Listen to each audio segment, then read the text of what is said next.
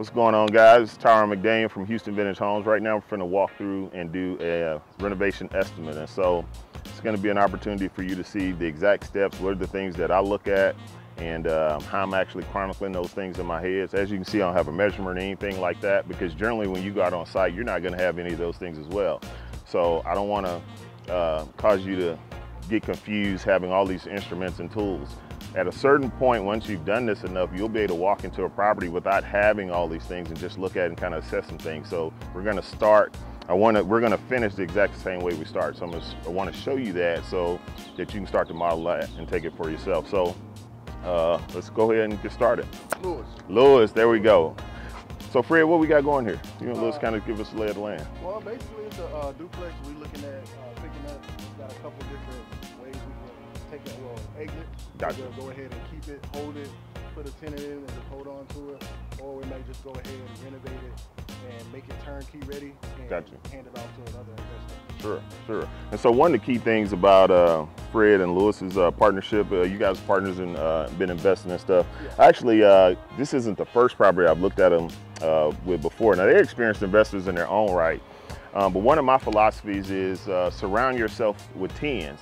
Technically, they don't even need me to look at this property. They're more than versed enough in the industry and have experience enough, so you know, y'all really know what's going on. You don't really need me here, you know what I mean? But the benefit though is two heads are greater than one. In this case, you got three. Really, we got five. So this is a mastermind, if you will. And so what will happen outside of some of the numbers, oh, this is this price. And we're in H-Town, so those are the airports and all that there, the planes and whatnot. But one of the things you're gonna get outside of, or they'll get outside of the numbers, hey, this is how much this costs to paint, this is how much this costs to repair, is the extra stuff that we're gonna talk about that will enhance both their businesses and mine. So it's not necessarily the tangible things that you get when you invest in having expertise in terms of helping you look at whatever it is you do. A lot of times there's intangible benefits. So the purpose of this, of us recording this, is so that you guys can kind of be a witness to that. So needless to say, let's go ahead and see. So right now, off the top, when I initially walk up to a property, I already have sized it up. One of the first things I did is I looked at the roof. If you scan and look at the roof, those are 30-year shingles, which you call 30-year composition shingles. Now, I would say this roof has probably been on here somewhere in the range of about, I'd say somewhere between 0 to 5 years or less, because I know it isn't new, but it's not old as well. And so there are little simple things you can look at. You can look at the drip edge where you see the shingles actually meet this, what we call a fascia board, and the metal there. The metal is aluminum strip. It looks, it's not worn out, it's not rusted or anything like that. So we got a good solid roof. You got a slab foundation. You also don't have any major cracks in your driveway. So that's a clue, because you have these big, huge trees here. One note on trees is follow the canopy. Now in this case, this tree has been cut, but wherever you have the canopy, you're gonna have roots. And so that's something I always pay attention to. One of the low maintenance benefits to whether they keep this property or they sell it to another investor is it has a low maintenance exterior. You have mostly brick, and then you have this stuff is hardy plank. So this is a cedar based, cedar and wood fused material that they use. And so that's what we call James Hardie siding. So these are the 4x8 sheets. This is just regular brick.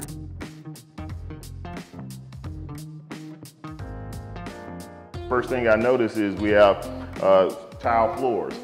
Low maintenance. In fact, all they'll have to do is come through here and clean out the grout. There's no need to take this up. Whether you keep it as a rental or if you were to sell this property, this is gonna be what's in the highest and best use and the greatest interest of whether they keep it for themselves or the end buyer.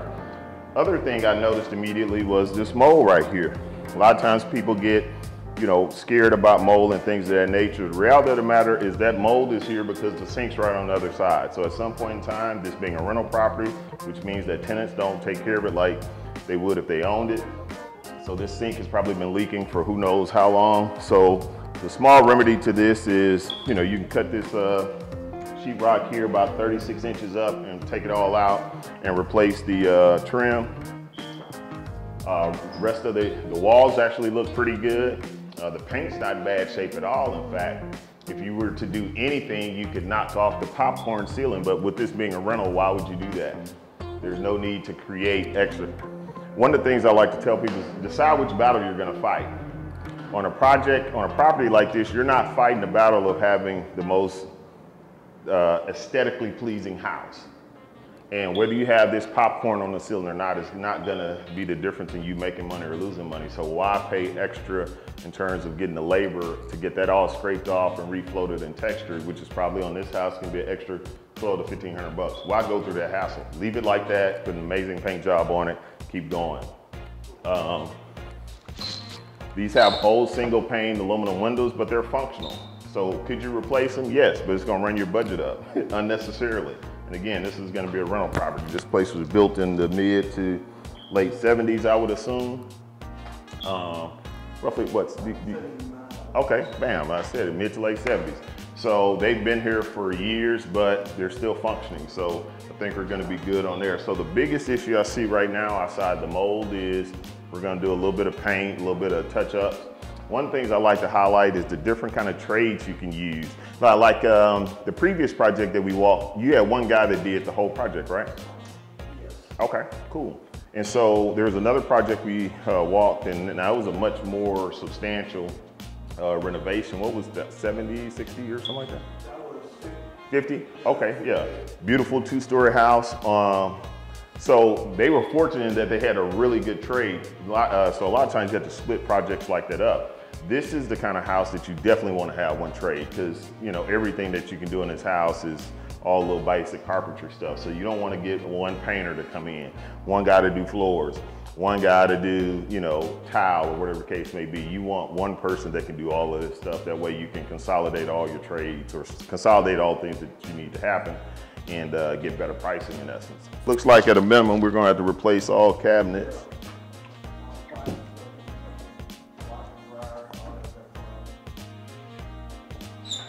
Okay, they should have been pushed back. Yeah, well, I was just curious as to, I thought it was small, like that's a little cramped space. So let me see here. So if you can zoom into there, you can see why we had the issues with the mold. So it's pretty bad on the backside. So this will definitely come out. Now the cool part about kitchens is they can go to Door Clearance Center and probably outfit this kitchen for like 1,200 bucks or so with all new shaker cabinets. Another good thing when you have ceramic tile floors on a slab is you always look for cracks in the concrete to denote foundation movement. And so all throughout the property, I haven't seen any cracks in the slab, which that's a good indication that the foundation is pretty solid.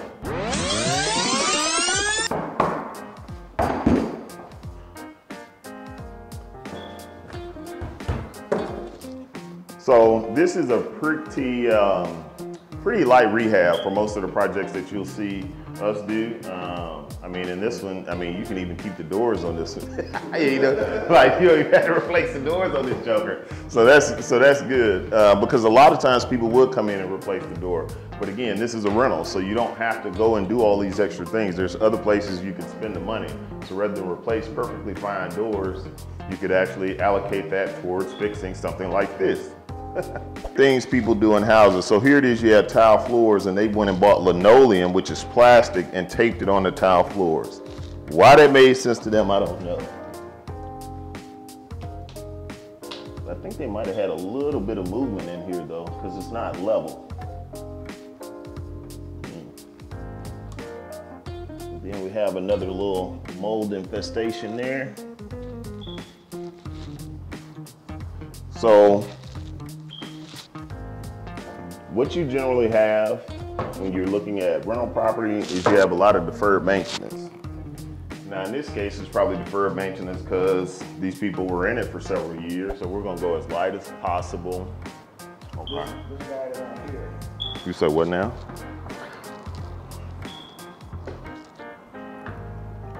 What were they doing? Okay, that's why they did that. So that's one of your service. That's the water line. That's the drain for your AC unit. And so at some point, I guess it was leaking. Yeah, because see, they got tape on it right here. Yeah. But actually, if you can get a shot in here, you'll see that that cavity actually has mold in it. So a lot of times when you have people start to have allergies and issues like that and they're not sure why, it's because in some of these cavities of their home, there's a live mold in the walls. Yeah, you had no idea, you ain't even know it. Yeah, exactly. Like, and I mean, everybody in the house sick and they can't nobody figure out why. We got allergies. You just got them last year, you know what I'm saying? You ain't never, you 50 years old, you all of a sudden get allergies. So it's a reason why. So it's important to check some of these little crevices. So when you're evaluating a property or even your own home, you know, you'll have what we call access panels like that. It's wise to go inside of them and look at them. All right, let's see what we have here. So it's probably gonna be a storage with your water heater. If you zoom in, you'll see the water heaters on the ground. So one of the things I'll recommend in my estimate is that they buy the little 15-buck stand and bring it up. Yeah, which, I mean, it won't be an issue for y'all for the most part, but if it ever flood, then you're gonna lose the water heater. Other good thing I like is this, you know, it's all hardy or it's brick. So as a rental property or investment property, that means low maintenance. There's one less thing that you have to repair. And in this case, when they purchase this, they'll get both units. As is customary when you have property that's an investment property, you're not gonna be able to walk the property because that's still someone's home. And so, so that's what's happening here. We're walking the vacant unit, and there's some assumptions we'll make about the other unit until we get in them. And so we'll take our number here, multiply that times 2, and in essence, that's gonna equate to what our budget's gonna be, give or take some small variances. And so the biggest thing I'm just looking at is to, you know, make sure everything is intact.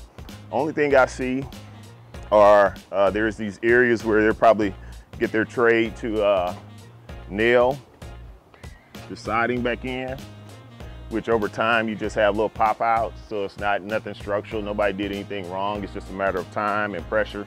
These houses actually move, and the wood that's under that under these actually expands and contracts based on the weather. So over time you'll have that. So that's no major issue. From a recap perspective, what happens is this. So obviously I have the benefit of technology, so all this has been recorded. But generally, I walk through a property like this and I kind of make mental notes. And then I turn this into a scope of work based on what their objectives are from a budget and what they want to accomplish with the property perspective, and then what I know it costs to actually take the property from its current condition to what it needs to look like. So that becomes a scope of work, which I build into a budget. So literally, there's a budget that I give them that's a line item budget, and it says paint walls, labor, materials, replace flooring, labor, materials, and we go throughout every aspect of the house. So that those 3 pieces of information becomes the budget, which they now, they're not gonna hire our firm to do it because the whole point of having this budget is so they don't have to. Why pay someone like me 20% when they can take a small investment of 199 bucks and now they know exactly how much labor is, exactly how much materials are, and now they can go out there and shop more effectively and find trades who maybe have less work than what we have or just have better pricing than what we have. We don't compete on price, so it's just what it takes for us to do it. There are other guys that compete on price. You as the investor need to find the ideal trade that's for you. So there are certain clients I have where I do the work because it makes sense, because maybe they're in another part of the country or they're only looking for a capital return and not to deploy any of their mind and or time. These guys are full-time investors, so they have the benefit of time and they have the benefit of expertise. They just bring in an outside expert like me to kind of layer what they're doing and then kind of enhance it, take it to another level so that they can focus more time on getting deals like this. So they put themselves in a position of what I call transaction engineers. They surround themselves with tens, guys who are tens at trades, guys who are tens at design and development like myself. And then they just deploy these people as needed, which allows them more time to go focus on doing deals. So you got to figure out what lane in real estate that you want to play.